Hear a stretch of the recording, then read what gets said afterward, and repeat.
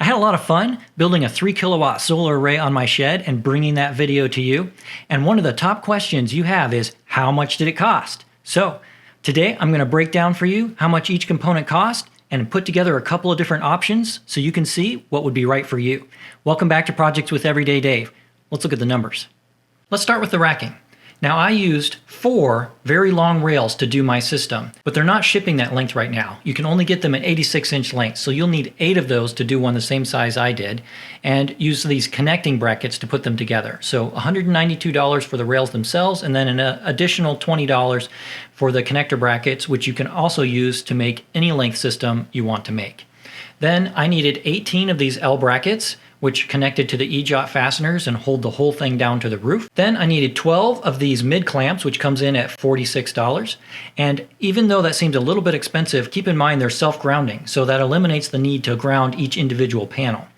I also needed 8 of these bolts that connect the microinverters or optimizers, depending on which system that you're installing. And I needed 2 per microinverter, so 8 of those is just under $12. And then I used the Yeti clamps for the end of the panels, and that's because for the bifacials they have a very low profile, so I couldn't use the standard end clamp. These Yeti clamps also have the added advantage of a nice clean look at the end, and they utilize 100% of the rail. You don't have to have any of the rail sticking past in order to mount the end of your panel.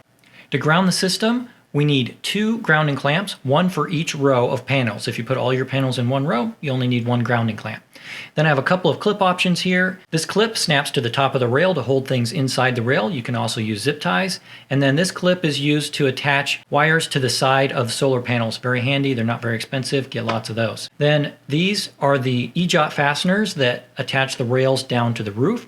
They seem kind of expensive, but they have stainless steel nuts and washers and a very nice rubber seal to seal it to the metal roof. Now, if you have an asphalt roof or some other type of roof, there are some other fastener options you can find on Santan Solar's website, but that's what I used for mine. You'll need an AC disconnect that will be accessible outside the house under the meter in most jurisdictions, so that you can disconnect the power and make sure that there's no risk to people working on the lines outside of the building. This one will cover the amperage of our system, but if you want to make space for future expansion, you can always get one that can handle higher currents, and then you won't have a problem replacing it in the future. Then you'll need a double pole 20 amp breaker, and that can handle up to 7 microinverters. I only put 4 on the roof, so I could add 3 more to the system and an additional 6 panels, and all of that would land on 1 breaker.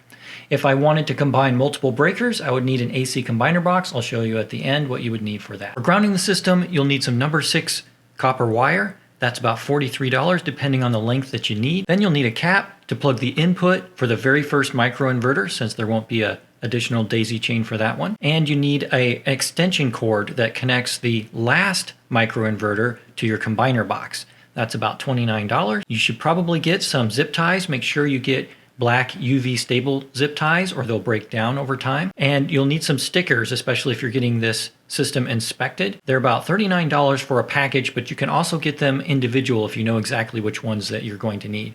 And then I threw in a $100 budget there for a lot of miscellaneous items that I might not have covered in the critical items list. And that brings us to $826.54 for all the components. Now let's put those together with a couple different solar panel options and look at the total. All right, I'm going to show 2 configurations. The first one that we're going to look at is the closest to what I actually put on my roof. I used 4 microinverters at $160 a piece. That comes to $640 for the microinverters. Then I used Canadian Solar bifacial panels for the bottom half of the roof, but for this illustration, we'll assume I used it for all of the panels. Now, the reason I'm recommending these panels is not because I think bifacial panels is a good choice for a roof, but because these are the lowest cost per watt panels that I can find. At 46 cents per watt, it's really hard to go wrong, and these are brand new panels. They only have a 1-year warranty because they're being clearanced out, but I think it's really hard to beat that value, especially since solar panels are going to be one of the biggest expenses of your system, so optimizing that is important. Then if I roll in $826 for all the components we just went over and put in a budget for shipping of about $300, depending on where you live, that's going to vary. Could be more, could be less, especially if you go pick them up. For this system, it comes to $3,222 for all the components to install this system if you do it yourself. And that comes to about $1 a watt, which is a pretty good price. Now, I don't have a full year's worth of data on this system yet, but we can get a pretty good idea of the payback using the PV watts calculator. I put in the 3.16 kilowatt system size, and our tilt angle for this shed is very shallow, just around 11 degrees, and it's facing west, which isn't ideal, but you'll see that it works pretty well anyway.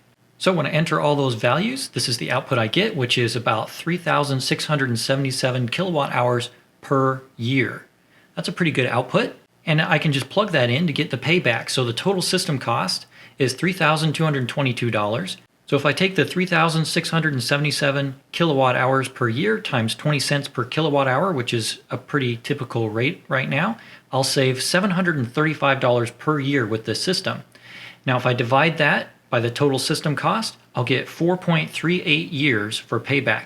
That's pretty quick. It's not hard to justify a 4.5-year payback. Now, if you live in the US, the 30% tax credit has been extended. So if you qualify for that, you can simply take your $3,222 install cost times 30% and you'll get a $966 tax credit. Then if you take that new install cost divided by the $735 per year savings, it reduces the payback to about 3 years. Now, if you aim your shed south instead of west like mine, you can make it even better. Now, if I put all those same numbers in, using a south-facing shed, I'll get 4,301 kilowatt hours per year. That will save me $860 per year. If I include the tax credit, that brings our payback down to just over 2.5 years. It's pretty easy to justify installing a solar system if you're going to get the payback in less than 3 years. Now let's look at one other configuration, and the payback on that will be very similar, so I won't go through those numbers. Let's just look at the cost. All right, for option 2, this is a slightly larger system coming in at 3.6 kilowatts. And that is all based on the fact that these solar panels that I'm recommending here are from Signature Solar, and they have a minimum of 10 panels that you can purchase. So that bumps up the whole size of our system a little bit. But they're a really good price per watt, and they have a 25-year warranty. So this is another really good option. In order to put these in, I would need 5 microinverters. So that's $800 for the microinverters. And then 10 solar panels comes in at $1,930. They're a little less cost per panel because they're a little bit lower wattage, but we're getting more of them. Then add in the components list and $300 budget for shipping, and that brings us to $3,856 for that version of the install, and that total comes in at $1.09 per watt, which is a fantastic price. If you're doing a DIY system and you can come in at or below $1 per watt, you're doing pretty well, especially with a small system. Now, the larger you scale your system up, the more opportunity you have to optimize things. You only need one disconnect, for instance, no matter what size system you have. So there's economies of scale to be had when you put in larger systems. Now, a couple other details we should look at. One, if you do need to put in a AC combiner box, it really isn't that hard. You only need a few components. You can get a load center like this one. It's only $52. It's about a 125 amp load center. Then you'll need a couple of double pole 20 amp breakers. Those are pretty inexpensive. And then a double pole 40 amp breaker on the combiner side, and then some flexible conduit to protect all your wiring. And then I put a budget in here for your AC wires and things you'll buy at the big box store for a total of about $184 if you need to put in a combiner box. Now, some other components that you might need or want. One of those is a monitoring system. NEP has their own monitoring system. It's $200, and you just connect it to your combiner box, and it will monitor all the data coming in from each panel individually, and you'll be able to see what your system is doing and how much it's saving you over the years. If you are using bifacial panels, you will need to get some solar cable as well as an MC4 connector and tools, and I have some listed up here. Those will allow you to add extension cables. If you don't use bifacials, then you probably won't need those. The length of a standard cable will reach up to your optimizers or microinverters without any problem. I put a link to all the documents I went through in the description below. The images and part names link to sites where you can purchase your parts. Some of those links are affiliate links. When you use those links to purchase your parts, it helps out the channel at no extra cost to you. I received an angry comment on the install video claiming I must be getting paid a lot by suppliers to advertise their products. The reality is, all the parts I used for this install were based on my own research, looking for alternatives to the high-priced mainstream products like Enfees and Iron Ridge. And while I did get some free and discounted parts for my install, I did not receive any sponsorship payments from any supplier for this install. The sum total of affiliate revenue I've received after 60,000 views is $33.54. But you can help me bring you more content like this by hitting the like button so it spreads the video to more people. I'll continue to monitor the performance of this new addition and bring you results as I get them. I'm also working on a new emergency backup system for my critical home circuits with an SOK server rack battery and a Victron Multiplus 2 charge controller, so keep an eye out for that video. If you haven't seen the shed install, I have it linked right here, so check it out. I read all your comments and answer as many questions as I can, so drop a note in the comments below. Lots of new content coming your way, so I'll see you next time.